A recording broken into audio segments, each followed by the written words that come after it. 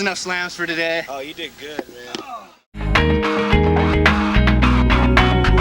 Moving all around, screaming of the ups and downs. Pollution manifested in perpetual sound. The wheels go round, and the sunset creeps behind street lamps. Chain link and concrete, a little piece of paper with a picture drawn. Floats on down the street till the wind is gone. And the memory now is like the picture was then. When the paper's crumpled up, it can't be perfect again. We've got Mark Golter, and Mark is out of Laguna Beach, California. He rides for TVS, Terminal Velocity Skateboards, an AM champ a year ago, turned professional at a Red Bull event in Seattle. Mark, I have to ask you, man, 70 miles an hour standing up on a skateboard, what's that feeling like?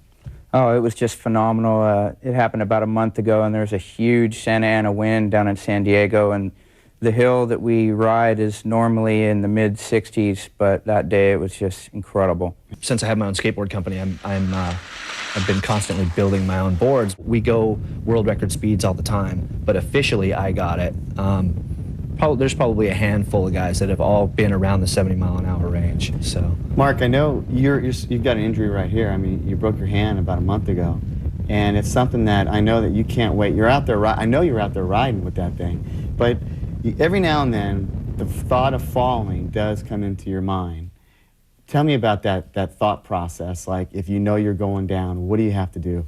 Well, actually, I'm not riding just yet. Good for you, man. I'm proud of you. I went down at high speed about a month ago, broke my pelvis and broke my arm, and so I'm going to do a little recouping. But a lot of it is a mental thing. A lot of it is knowing where your limits are, staying within your limits, and knowing when to push your limits. Usually, I don't push my limits until race day.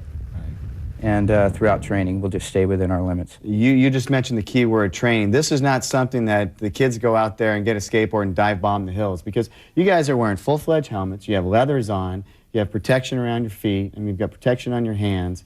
It's something that you have to be totally ready to do before you actually go out and do it. Yeah, we're geared up to go down at 150 miles an hour, so when we go down at half that, it's okay. 150 miles. I know that you know the equipment inside out. You're running, what, 70 to 80 millimeter wheels right now? Right. My wheel sponsor, X-Skate, has, they have wheels down as small as 60, 65 millimeter. It's a little bit small for what we do.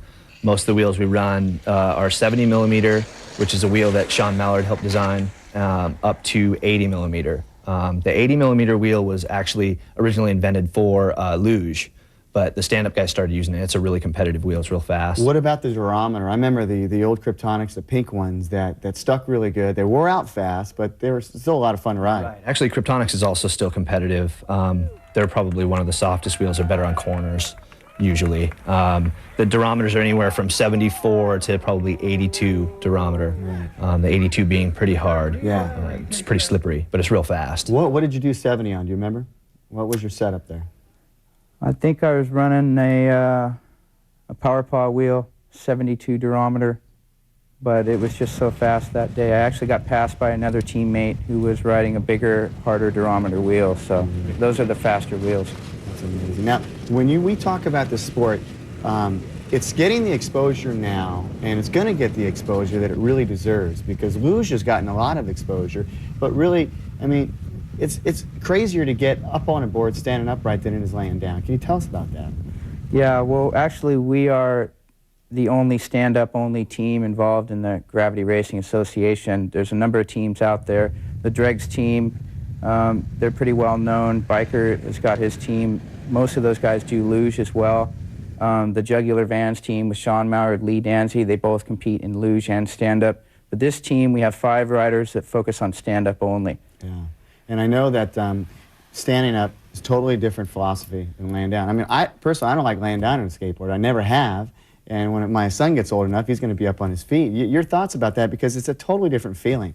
Yeah, I tried luge a couple of times, and it's not, the thrill just isn't there for me. It's fun. It's considerably safer. You have a better braking capability because you can put your feet down. I don't know, it's one of those things. Most of the guys that compete in both sports, the luge and the stand-up, most of the guys were stand-up guys first and foremost, right. And then they started doing the luge because it was another way to get down the hill. Most of the guys that are still competing are the top competitors in the luge. Their true love for the sport is in the stand-up, right. Because that's where the real skill is involved. That's where it really comes down to ability. And obviously your sport's going to grow with as much TV exposure as you can get. I mean, you know, that's what you need. You need TV exposure, and you're going to get it sooner or later, aren't you? Yeah, it's just starting to happen. Everybody's really starting to it's starting to open people's eyes. It's just getting out into the mainstream. Another year or two, it's really gonna blow up. I want to thank both you guys. You did a great job. Really represent your sport well, and I think that stand-up skateboarding is one of those sports when you see it in 5 years, you're going to remember these two guys because they're pushing it really hard. TVS.